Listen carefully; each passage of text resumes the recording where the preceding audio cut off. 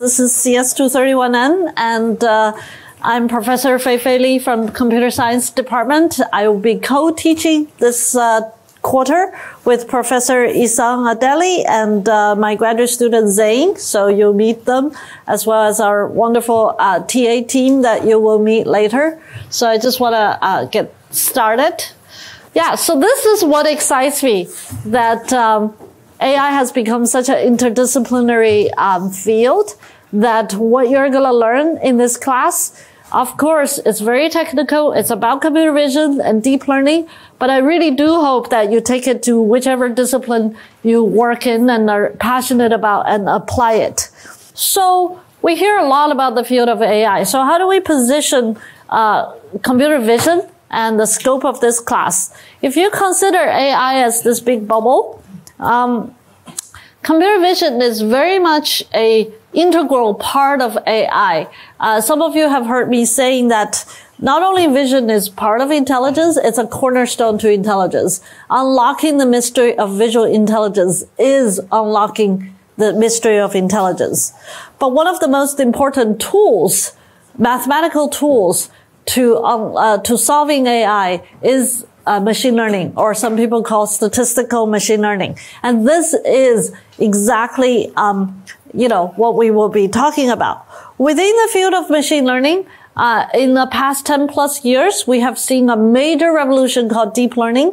And I'll explain a little bit of what deep learning is. Deep learning is a set of algorithmic techniques that is built around a family of algorithms called neural networks. And so if you ask me to pinpoint the scope of this class, will not be able to cover the entirety of computer vision, will not be able to cover the entirety of machine learning or deep learning, but we're going to cover the core intersection of these two fields.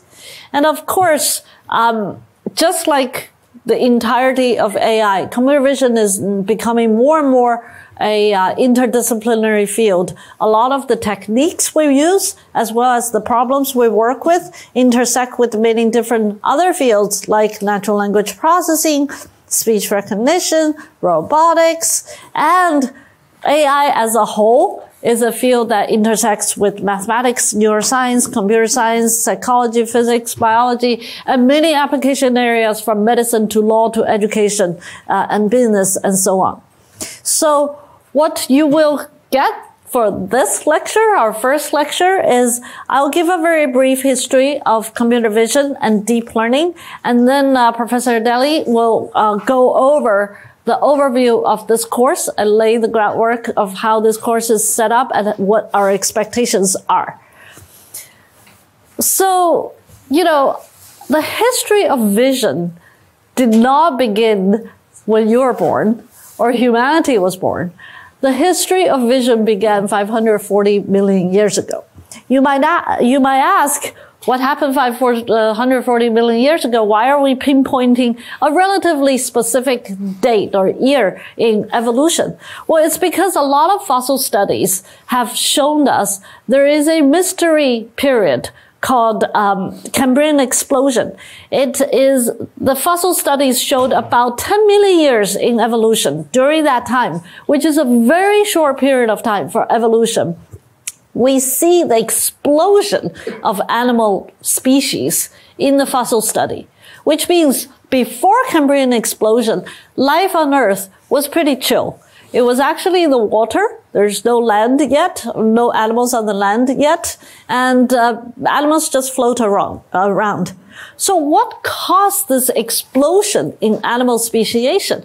There were many theories, from climate to chemical composition of the ocean water, but the most one of the most compelling theories was the onset of eyes.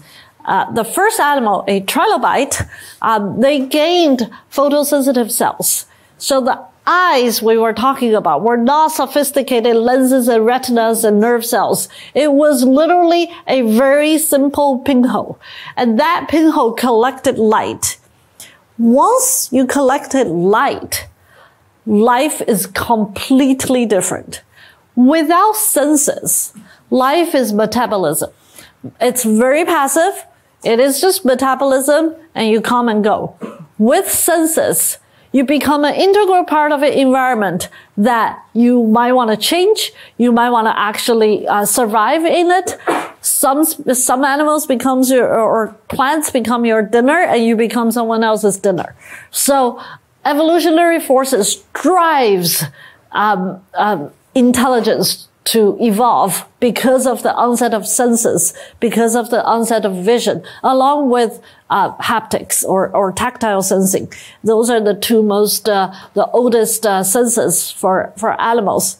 So that entire course of 540 million years of evolution of vision is the evolution of intelligence. Vision as one of the primary senses of animals drove the development of nervous system, the development of intelligence. Almost all animals on Earth today we know of have vision or use vision as one of the primary senses. Humans are especially visual animals. More than half of our cortical cells are involved in visual processing, and we have a very complex and convoluted visual system. So this is what excites me to enter the field of vision, and I hope it excites you. So now let's just fast forward from Cambrian explosion to actually human civilization. Humans does innovate, and not only we see, we want to build machines that see. So here's a drawing by a couple of drawings by, of course, Leonardo da Vinci, who was just forever curious about everything. He studied camera obscura for how to make seeing machines. In fact, that even way before him in ancient Greece and in ancient China, we have seen documents about thinkers, philosophers thinking about how to make, how to project objects through pinholes and to create images of objects. And of course, in our modern life, cameras have truly exploded. But cameras are not enough for seeing. Just like eyes are not enough for seeing. These are apparatus. We need to understand how visual intelligence happens. And that's really the crux of this course. So let's just talk about a little bit of the history that brought us to this intersection of deep learning and computer vision. So let me go back to the 1950s. The 1950s, a set of very critically important experiments happened in neuroscience, and that was the study of the visual pathways of mammals, especially the seminal work by Hubel and Wiesel. They used electrodes to put into live cats, anesthetized, and then they study the receptive field of neurons that are in the primary visual cortex. What they have learned, to their surprise, are two very important things. One is that neurons that are responsible for seeing in the primary visual cortex have their own individual receptive fields. Receptive fields means that for every neuron, there is a part of space it actually sees. It's not all the space. It's not very big. It tends to be a very confined patch of the space. And within that space, it sees specialized patterns, simple patterns when when you're measuring from the early part of the visual pathway. And by and large, in the primary visual cortex, which is around here in the back of the head, not near your eyes, it's oriented edges or moving oriented edges. So every neuron, some neuron will be seeing an edge like this, some will be seeing an edge like this or this. And that's how vision, the computation in the brain begins. The second thing they learned is that visual pathway is hierarchical. As you move beyond the visual pathway, the neurons feed into other neurons. And the neurons in the higher layers or deeper layers of the visual hierarchy have more complex receptive fields. So if you begin with oriented edges, you might feed into a corner receptor. You might feed into an object receptor. I'm overly simplifying, but that's the concept, is that neurons feed into each other, and then they create this big network of computation. Of course, most of you sitting here are already thinking the way I've been describing this will have a profound impact on the modeling, the neural network modeling of visual algorithms. Let's keep going. That's year 1959. It's very early studies of seeing. By the way, about 30 years later, maybe not quite, 20-something years later, Huber and Wiesel won the Nobel Prize in Medicine for studying this, uncovering the principles of visual processing. Another milestone in the early history of computer vision was the first PhD thesis of computer vision. Most people attribute Larry Roberts in 1963 writing the first PhD thesis, just studying shape.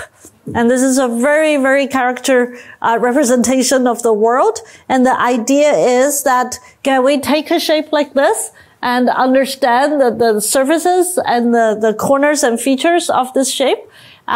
It's intuitive that humans do. So an entire PhD thesis is devoted to this. And that's the beginning of computer vision. And around that time, in 1966, an MIT professor created a summer project in MIT and asked to hire a few undergrads, very smart ones, to study vision. And the goal was pretty much solve computer vision or solve vision for one summer. Of course, just like the rest of the history of AI, we tend to be over optimistic of what we can do in a short period of time. So vision did not get solved in that summer. In fact, it has blossomed into an incredible computer science field. If you go to our annual conferences every year now, it has more than 10,000 people attending. But 1960s is where, between Larry Roberts' PhD thesis as well as this kind of project, we in our field consider that the beginning of the field of computer vision. A seminal book was written in the 1970s by David Marr, who unfortunately died too early. He wanted to study vision systematically and start to consider how visual processing happens. Even though this is not explicitly stated, but there is a lot of inspiration from, neuroscience and cognitive science. He was thinking about, if you look at, if you take an input image, how do we visually process and understand the image? Maybe the first layer is more like edges, just like we saw. He calls it primal sketch. And then there is a 2.5D sketch, which, separates different, depth, of the objects in the image. So the ball is the foreground object, and then the grass here. Oh, no, not grass. The foreground here is the background. So he does these 2.5D sketch. And then finally, he believes, David Marr believes the grand holy grail victory of solving vision is to know the entire full 3D representation. And that is actually the hardest thing of vision. Let me digress for 20 seconds because, if you think about vision, right, for all animals, it's an ill-posed problem. Since the early trilobites who collected light from underwater, light, the world, through photons, is projected on something on a surface more or less 2D. At that time, it was just, some patch in the animal. But right now, for us, it's a retina. But the actual world is 3D. So recovering 3D information, the entire 3D world from 2D images is the fundamental problem nature had to solve and computer vision has to solve. And mathematically, that's an ill-posed problem. So what did nature do? Anybody have a wild guess?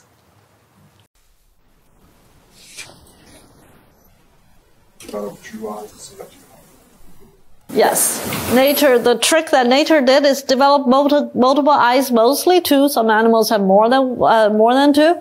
And then you triangulate information. But two eyes are not enough. You actually have to understand correspondences and all that. We'll touch on some of these topics, but there are other computer vision classes in Stanford offers that also specifically talk about 3D vision. But the point is, it's a very hard problem. And we have to solve it. Nature has solved it. Humans have solved it, but not to extreme precision. In fact, humans are not that precise. I roughly know the 3D shapes, but I don't have, geometric precision of all the shapes. So that's one thing to consider and appreciate how hard this problem is. Another thing that is very different for computer vision and language is actually something philosophically subtle. Language doesn't exist in nature. You cannot point to something and say there's language. Language is a purely generated thing. I don't even know what word to use, right? It comes through our brain. It's generated. It's 1D. It's sequential. So this actually has profound implication in the latest wave of Gen AI algorithms. This is why these LLMs, which is outside of the scope of this class, is so powerful because we can model language that way. But vision is not generated. There is actually a physical world out there respecting the laws of physics and materials and all that. So vision has very different tasks. So I just want you to appreciate the difference between language and vision and actually, frankly, appreciate nature, how it solved this problem. Okay, let's keep going. 1970s, the early pioneers of computer vision without data, without really much of powerful computers, without the mathematical advances we have seen today, are already beginning to solve some of the harder problems of computer vision. For example, recognition of objects. Here in Stanford, one of the pioneering work is called Generalized Cylinders by Rodney Brooke and Tom Binford. And ironically, Rodney Brooks today is on campus, actually, some part over there giving a talk at the robotics conference. And he went on to become one of the greatest roboticists of our time and was founder of Roomba and many other robots. And then not very far from us in another part of Palo Alto, researchers have worked on these also compositional models of human body and objects. And then in the 1980s, digital photos start to appear. At least photos start to appear, and people can digitize that a little bit. And then there are some great work in edge detection. You look at all this and probably feels a sense of disappointment, right? Like, I mean, it's kind of trivial to get some sketches and edges, and it's not really going anywhere if that's how computer vision, works at that time. And in fact, we're not so wrong. That was around the time, before many of you were born, that we entered AI winter. The field entered AI winter because the enthusiasm and hence funding for AI research has really dwindled. A lot of things didn't deliver. Computer vision didn't deliver. Expert systems didn't deliver. Robotics didn't deliver.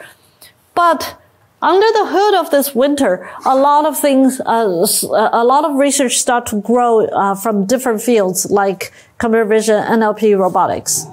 So let's also look at another strand of research that had a profound implication in computer vision. Is that cognitive and neuroscience continue to blossom. And what is really important, especially for the field of computer vision, is cognitive and neuroscience is starting to point to us the North Star problems we should work on. For example, psychologists have told us there's something special about seeing nature, seeing real world. This is a study by Irv Biederman, who shows that the detection of bicycles on two images differ depending on if the images are scrambled or not. Think about it. From a photon point of view, these two bicycles land in the same location on your retina, but somehow the rest of the image impacts the viewer seeing the objects in the target object. So there is something telling us that seeing the entire forest or the entire world impacts the way we see objects. It also tells us visual processing is very fast. Here's another direct measure of how fast we detect objects. This is an early 1970s experiment showing people a video. And the task for the subject is to detect the human in one of the frames. I suppose every one of you have seen that human in one of the frames. But think about how remarkable your eyes are or your brain is, because you've never seen this video. I didn't tell you which frame the target object would appear. I did not tell you what the target object would look like, where it is, its gestures, and all that. Yet you have no problem detecting the humans. So that is, and on top of that, these frames are played at 10 hertz, which means you're seeing every frame for only 100 milliseconds. And this is how remarkable our visual system is. In fact, Simon Thorpe, another cognitive neuroscientist, have measured the speed. If you hook people up in EEG caps and show them complex natural scenes and ask human subjects to categorize scenes from animals without versus scenes without animals, hundreds of them. And then you measure the brain wave. It turned out after 150 milliseconds of seeing a photo, your brain already has a signal of a differential signal that categorizes.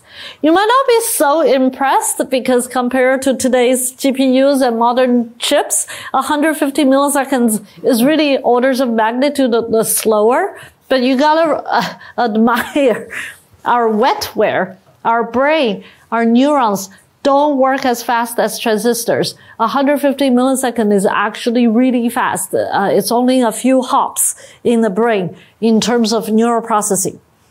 So yet again, this is telling us humans are really good at seeing objects and categorizing them. In fact, not only we're so good at seeing objects and categorizing them, we even develop specialized brain areas that have expert ability in recognizing faces or places or body parts. And these are discoveries by MIT neurophysiologists in the 1990s and early 21st century. So all these studies tell us, wow, we should not just be studying these kind of character shapes or the sketches of images. We really should go after important fundamental problems that drives visual intelligence. And one of those problems that everything has been telling us is object recognition. Is object recognition in natural setting. There's a lot of objects out there in the world, and studying this is going to be part of the unlocking of visual intelligence. And that's what we did as a field. We started by looking at how we can separate foreground objects from background objects. This is called recognition by grouping in the 1990s. Keep in mind, we're still in AI winter, but research is actually happening and progressing. And then there is, studies of features, and this is, some of you might still remember like SIFT features and matching. And when I entered grad school, the most exciting thing was face detection. I remember that first year in my grad school, this paper was published, and 5 years later, the first digital camera used this paper's algorithm and delivered automatic face focus because of face detection. So things start to work and be taken into industry. And then around early 21st century, a very important thing start to happen is internet start to happen. When internet start to happen, data start to proliferate, and the combination of digital cameras and internet start to give the field of computer vision some data to work with. So in the early days, we're working with thousands of images or tens of thousands of images to study the visual recognition problem or the object recognition problem. So you've got data sets like Pascal Visual Object Challenge or Caltech 101. So that was, I'm going to pause here, and this is where the first thread of computer vision start to progress. And you might be wondering, why is she pausing? Because I'm going to come back and talk about deep learning. So while, this field of vision was progressing through neurophysiology to computer vision to cognitive neuroscience to computer vision again, a separate effort is going on in parallel, and that eventually became deep learning. It started from these early studies of neural network, things like perception. And people like Raman started to, work. And of course, Geoff Hinton in his early days started to work with a small number of artificial neurons and look at how that can process information and learn. And you've heard people like the great minds like Marvin Minsky and his colleagues working on different aspects of this perception. But he also Marvin Minsky did say that perceptions cannot learn these XOR logic functions, and that caused a little bit of a setback in neural network. Well, things continue to progress despite the setback, and one of the most important work before the first inflection point is this neocognitron work by Fukushima in Japan. Fukushima hand-designed a neural network that looks like this. So it has about 6 or 7 or 5 or 6 layers. And then he kind of designed the different functions across the layers, which you will learn more, that more or less was inspired by the visual pathway that I was describing. Remember the cat experiment, from simple receptive field to more complicated receptive field? And he was doing that here. The early layers have simple functions, and then the later layers have more complex functions. And the simple ones, he called it convolution, or he uses the convolution function, and the more complex one, he was pulling the information from the convolution layers. So neocognitron was really an engineering feat, because every parameter was hand-designed. There are hundreds of parameters. He has to just meticulously put them together so that this small neural network can recognize digits or letters. So the real breakthrough came around that time in 1986 is a learning rule. That learning rule is called backpropagation. It's going to be one of our first classes to show you that Raman Hart, Geoff Hinton, and they took neural network architecture and introduced a error correcting objective function, so that if you put in some input and know what the correct output is, how do you take the difference between what the neural network outputs versus the actual correct answer, and then propagate the information back so that you can improve the parameters along the neural network.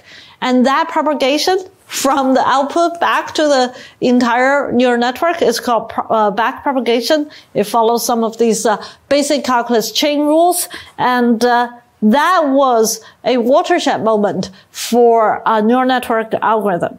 So one of the most, and of course, we're still smack in the middle of AI winter. All this work was happening without public fanfare, but of course, in the world of research, these are very important milestones. One of the most earliest applications of this neural network with backpropagation is Yann LeCun's convolutional neural network, made in the 1990s when he was working in the Bell Labs.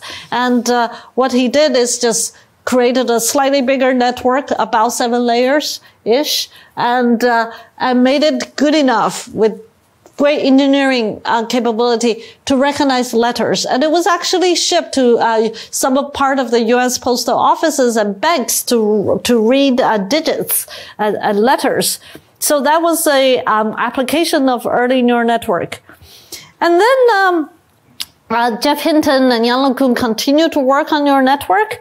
It didn't go very far because despite these improvements and tweaks of this neural network, things more or less just stalled. You know, they collected a big data set of digits and letters, and digits and letters kind of was quasi-solved in terms of recognition. But if you put the system through, you know, the kind of digital photos that the neuroscientists were using to recognize cats and dogs and microwaves and chairs and flowers, it just didn't work.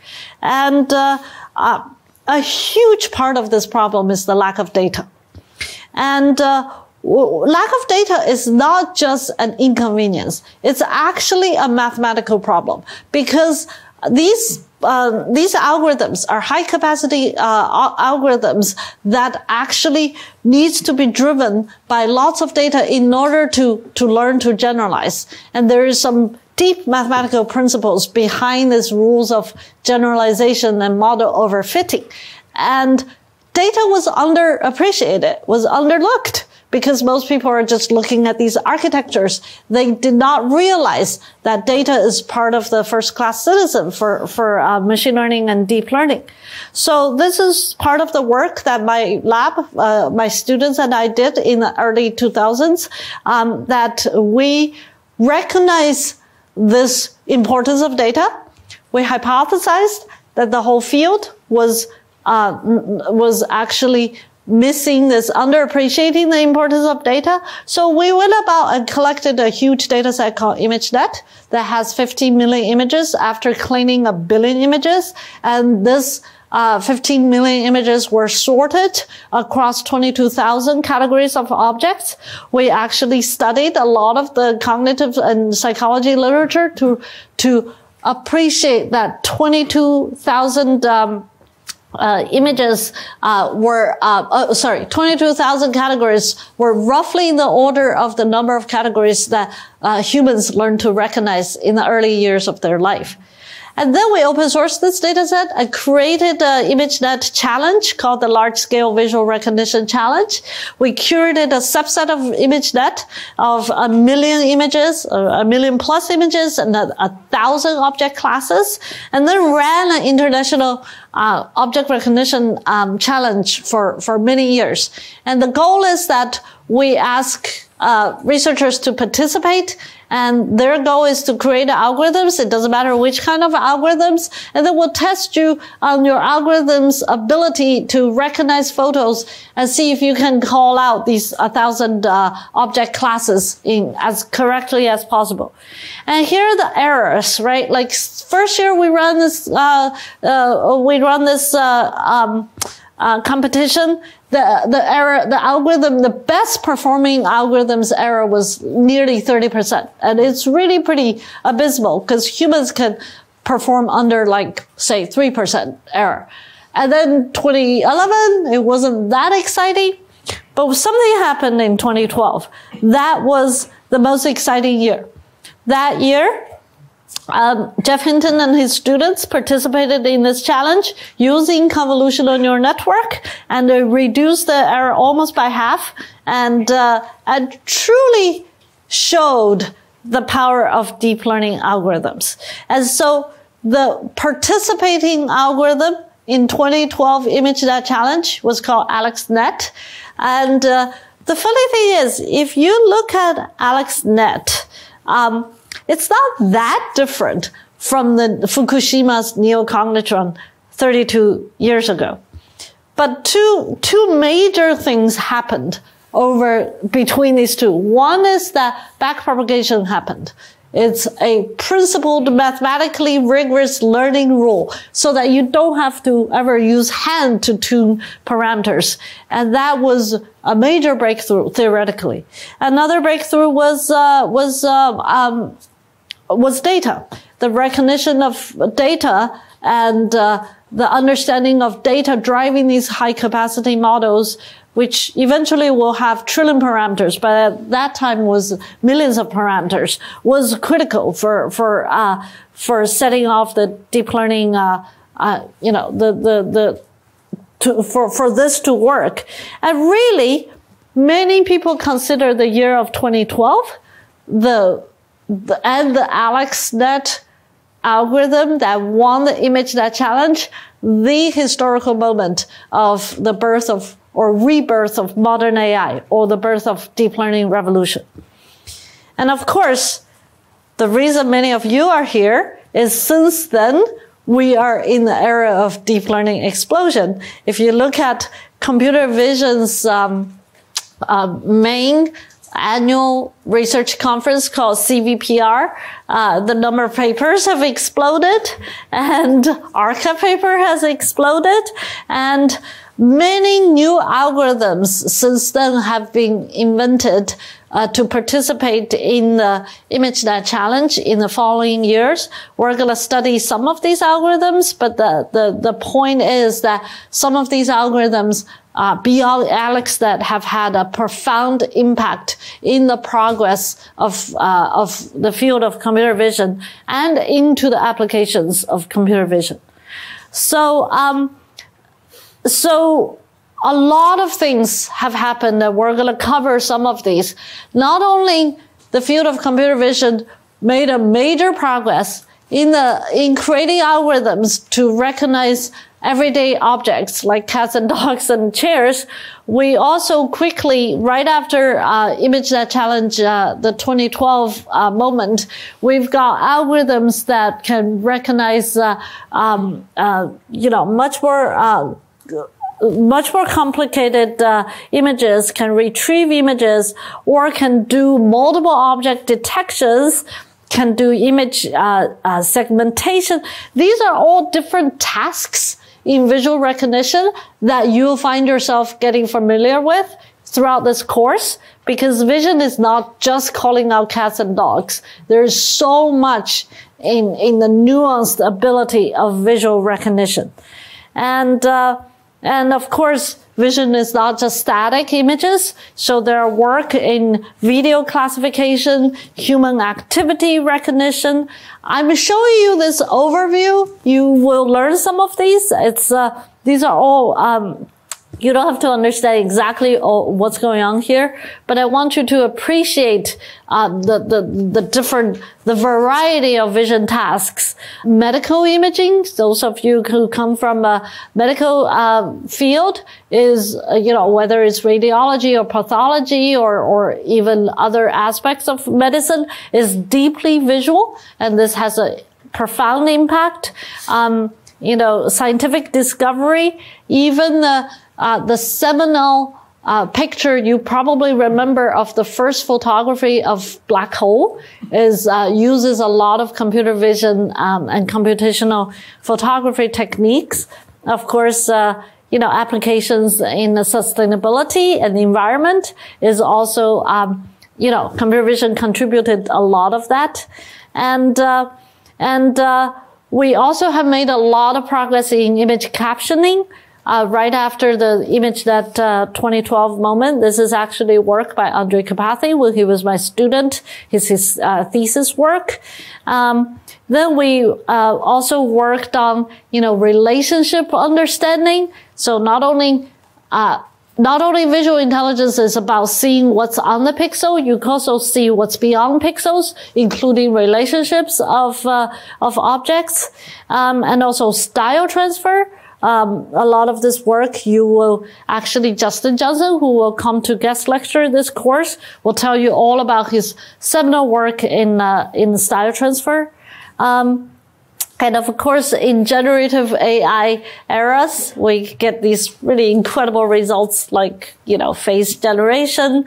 And this is the very early days of image generation of DALL-E. I think this is the early DALL-E. Of course, now Midjourney and everything has gone beyond these avocado and peach chairs. But really, we are squarely in the most exciting modern era of AI explosion. The combination, the three converging forces of computation, algorithms, and data have taken this field just to a whole different level where we're now totally out of AI winter. I would say we're in an AI global warming period. And I don't see any of this slowing down. So, for both good and bad reasons. And also, just a word, because we are in the Silicon Valley, we're in the very building of Huang Building and NVIDIA lecture hall, so we cannot ignore also the progress of hardware and what that played. So here is just the flop per dollar graph for NVIDIA's GPUs. And before 2020, the progress was steady. But as soon as deep learning started to drive these GPUs and chips, you can just see the G-flops have just completely taken off. And we're just, by any measure, we are in this accelerated curve of lots of compute as well as lots of AI. And these are just different graphs showing you conference attendance, startups, and enterprise applications in AI all across, not just computer vision, but also NLP and others have just exploded. Okay, so quickly, last but not the least, it's been exciting. There has been a lot of successes, but there is still a lot to be done in computer vision. So this problem is still not totally solved. And with great tools comes with great consequences as well, right? So, computer vision can do a lot of good, but it also can do harm. For example, human bias. Every single AI algorithm today, the large ones, are driven by data. And data is an artifact of human activities on Earth and in history. And a lot of the data carry our bias. And this gets carried in AI systems. We have seen a lot of face recognition algorithms having the same kind of bias that humans have. And we do have to really recognize that.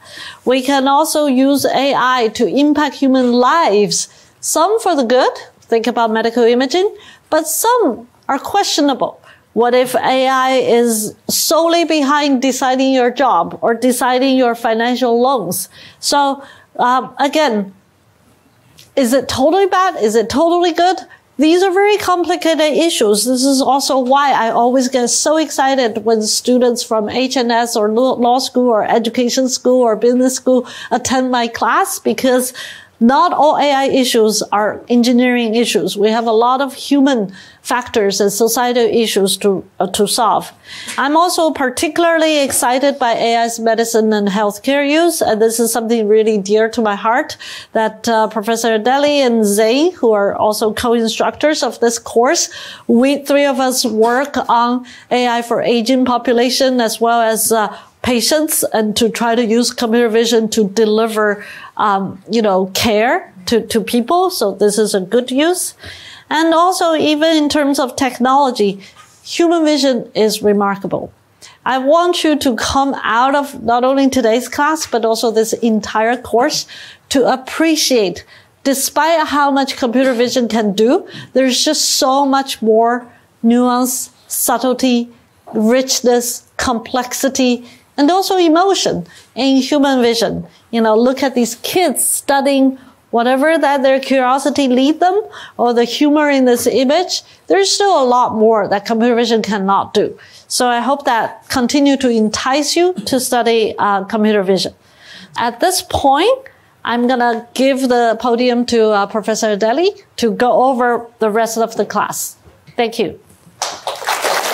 Awesome. Thank you, Fei-Fei. Great start of the quarter, and I hope my microphone is working right now. Okay, good. I'm seeing some nodding of heads. All right.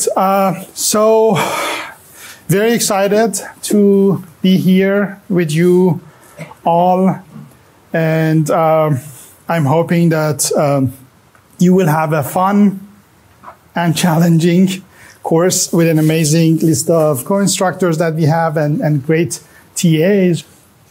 So in this class, we are going to cover a wide variety of topics around computer vision and use of deep learning in this space, categorized into 4 different topics. We'll start with deep learning basics. And let's start actually with a simple question of what is computer vision really?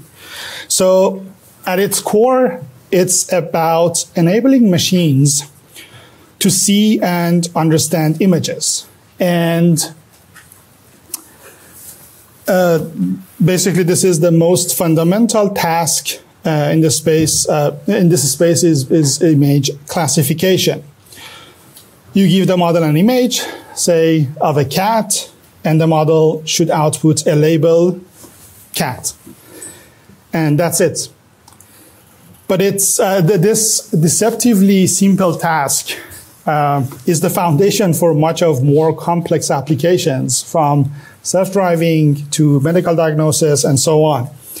So how do we teach a machine to do this? One of the simplest approaches is to use linear classification, as you can see in this slide.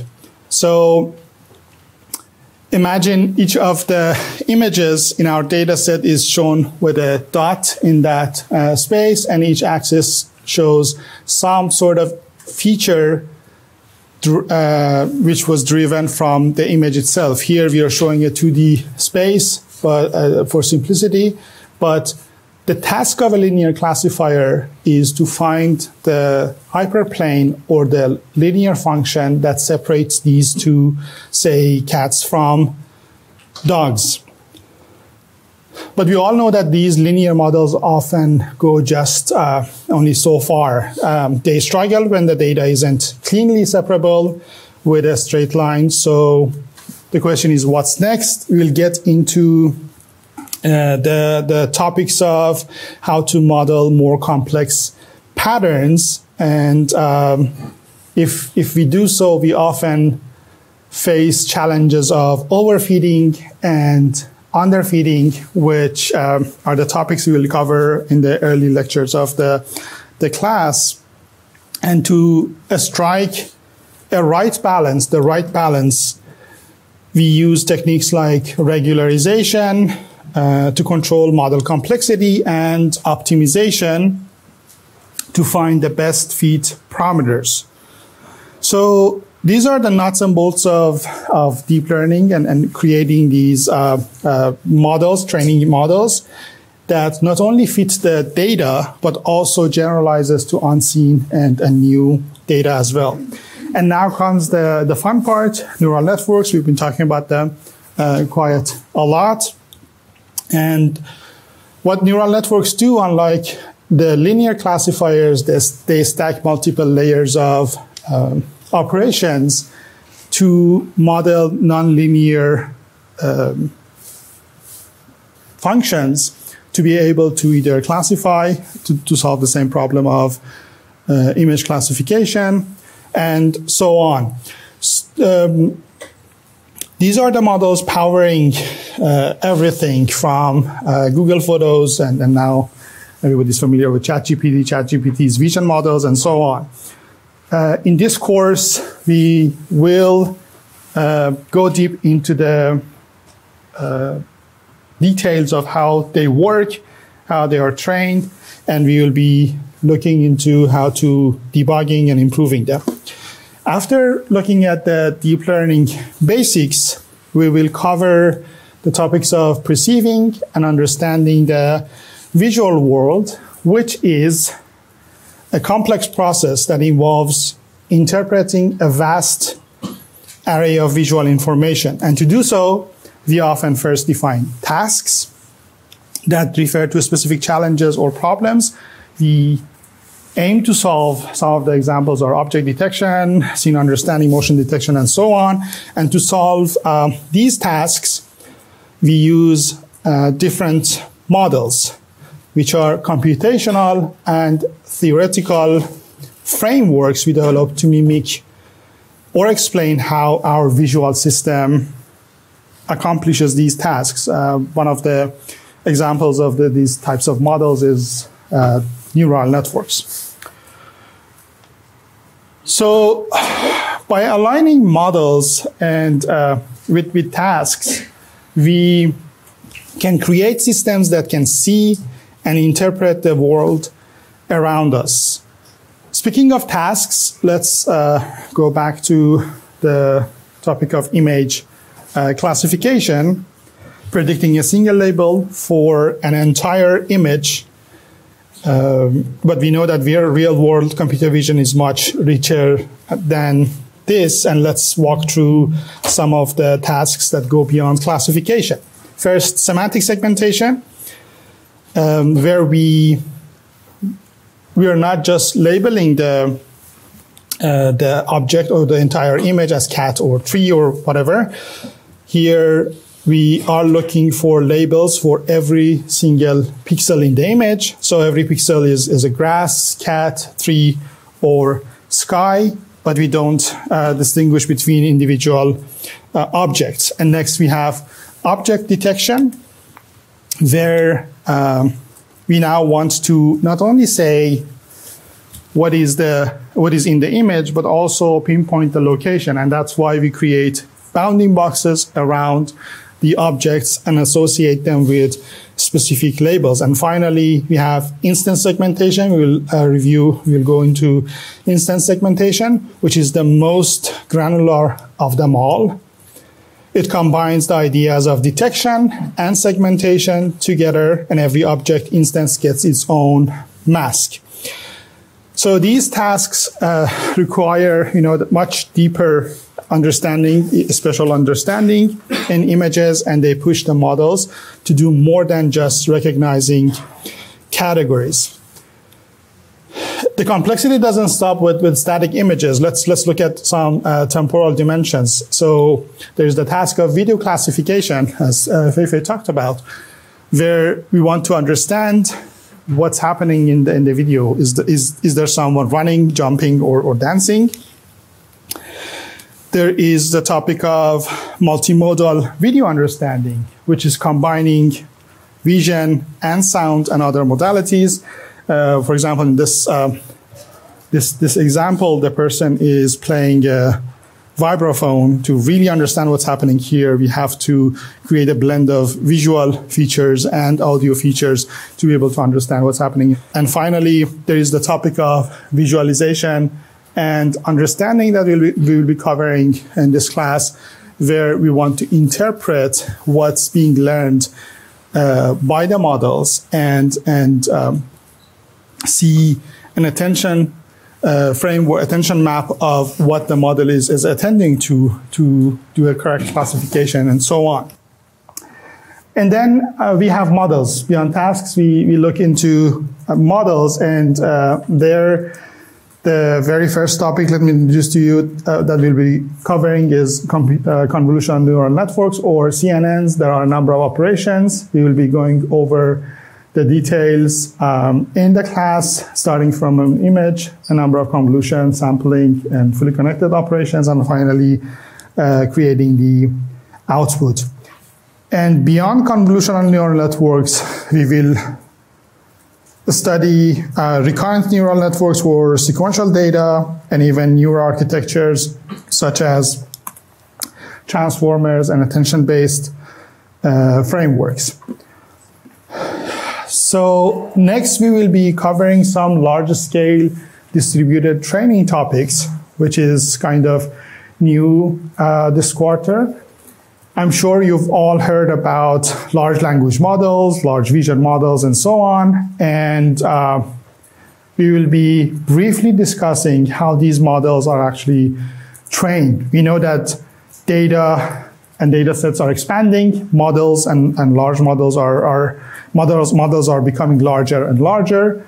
And in order to train such models, there are some strategies.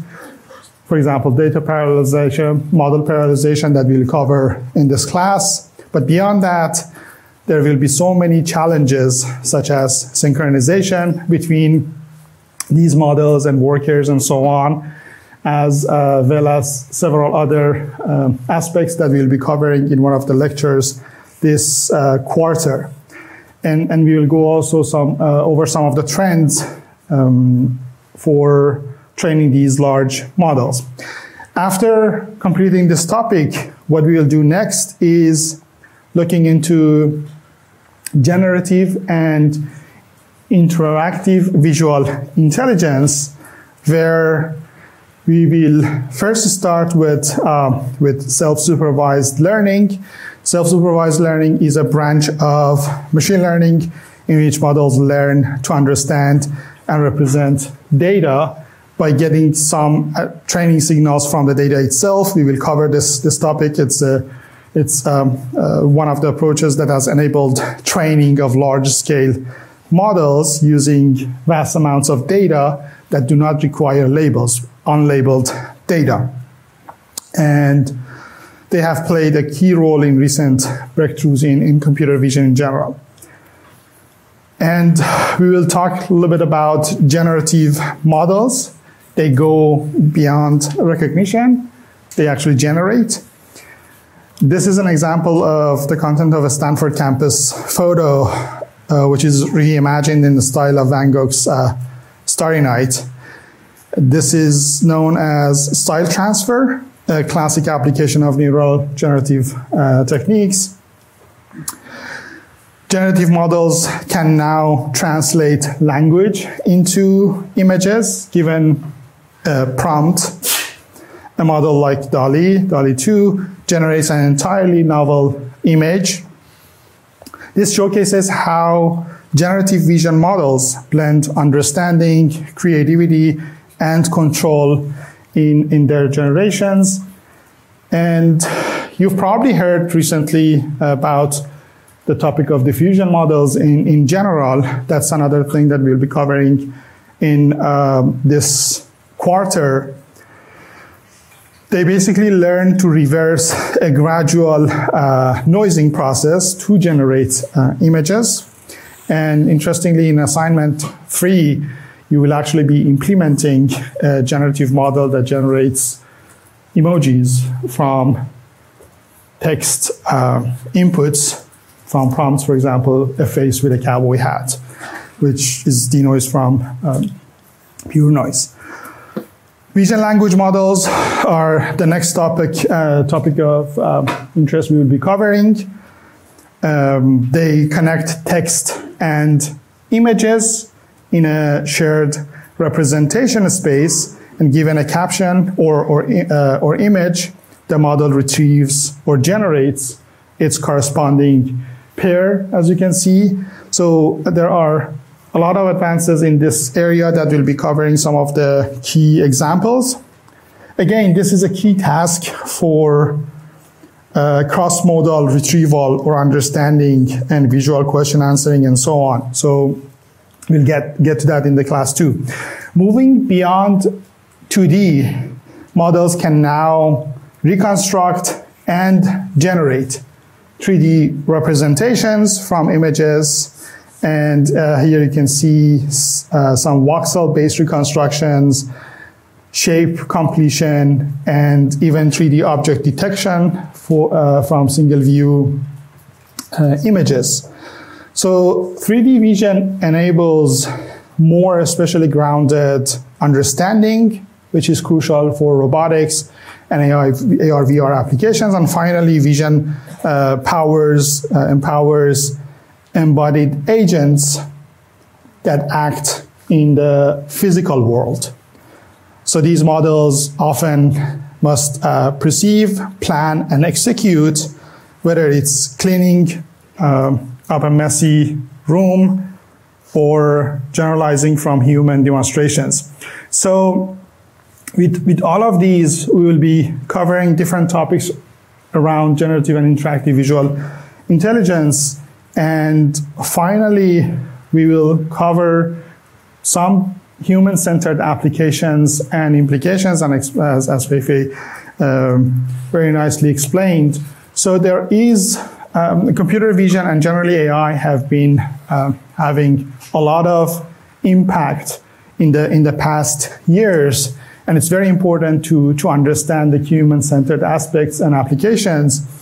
And some of these impacts are reflected by these awards that are going to researchers in this space. It was first recognized by the Turing Award 2018, which is the most prestigious technical award given to major contributions of lasting importance for computing. Geoffrey Hinton, Yoshua Bengio, and Yann LeCun received the award for conceptual and engineering breakthroughs that have made deep neural networks a critical component of computing. Beyond that, last year in 2024, Geoffrey Hinton was jointly awarded the Nobel Prize in Physics alongside John Hopfield for their foundational contributions to neural networks. And finally, I want to very briefly mention the learning objectives for this class will be formalizing computer vision applications into tasks, as you can see some of the details here. We want to develop and train vision models that operate on images and visual data, images, videos, and so on.